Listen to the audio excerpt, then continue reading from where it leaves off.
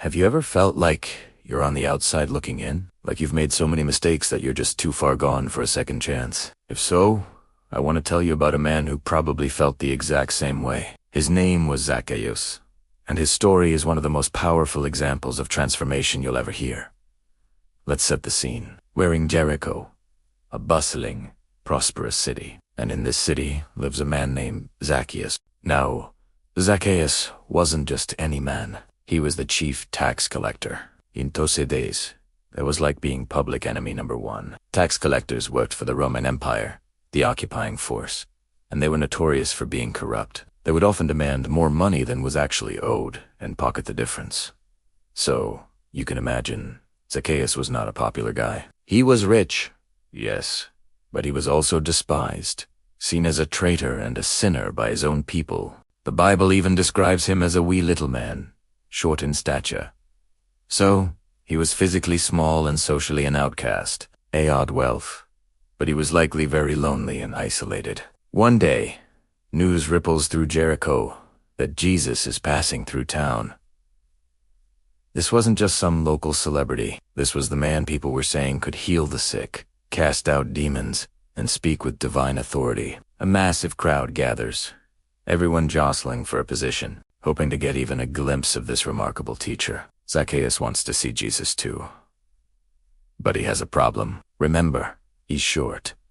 He can't see over the heads of the crowd. He's pushed to the fringes, unable to get close. Can you imagine his frustration?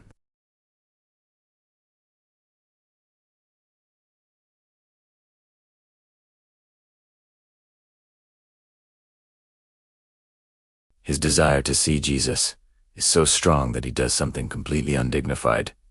For a wealthy, important man, he sees a sycamore fig tree up ahead along the road Jesus is walking. He hitches up his expensive robes, runs ahead of the entire crowd, and climbs that tree. Picture it, this rich, chief tax collector, scrambling up a tree like a little boy, just for a chance to see Jesus. It was a humble, almost foolish act.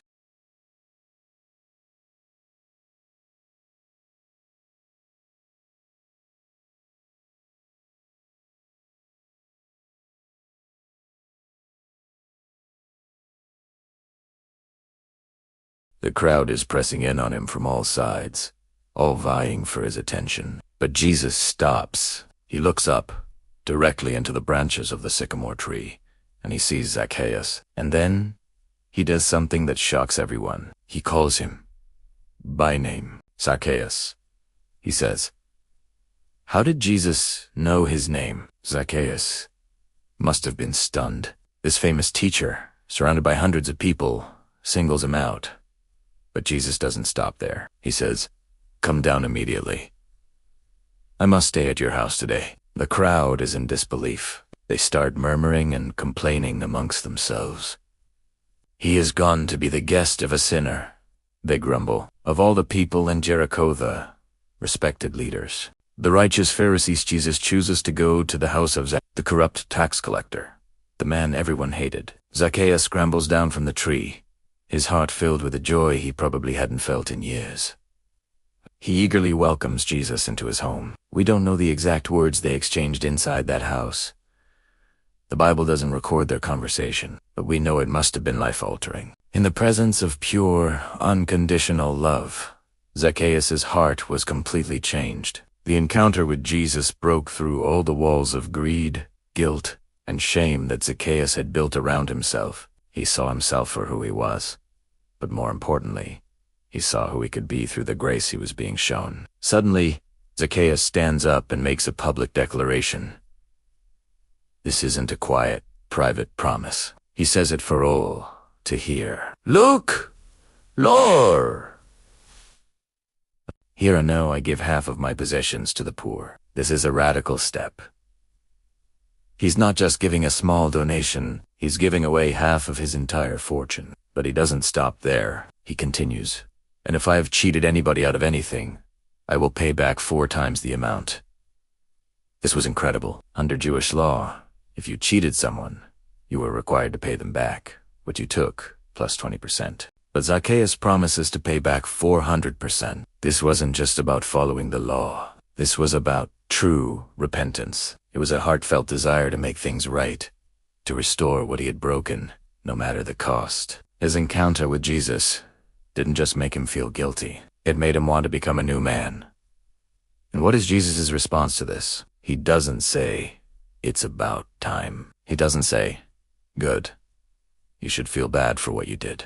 Instead, he declares, "Today salvation has come to this house, because this man, too, is a son of Abraham. For the Son of Man came to seek and to save the lost." Jesus saw past the label of sinner and saw a son of Abraham, a beloved child of God who had lost his way. Jesus didn't come for the people who thought they had it all together.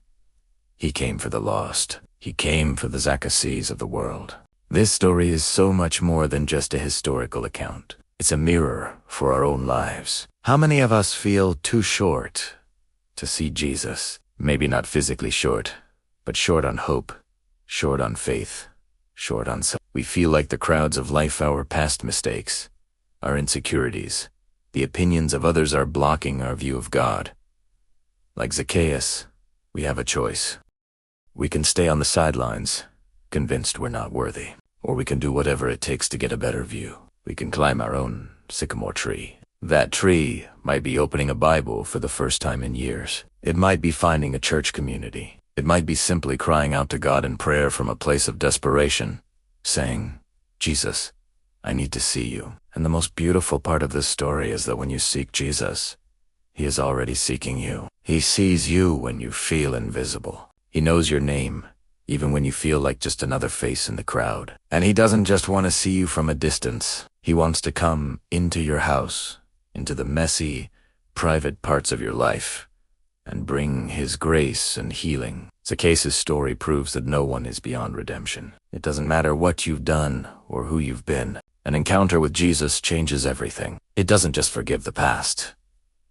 It creates a brand new future. Repentance isn't just about saying sorry. It's about a complete change of heart that leads to a changed life, a life of restoration and generosity. So if you're feeling lost today, if you feel like you're stuck up a tree watching life pass you by, remember Jesus is passing by right now.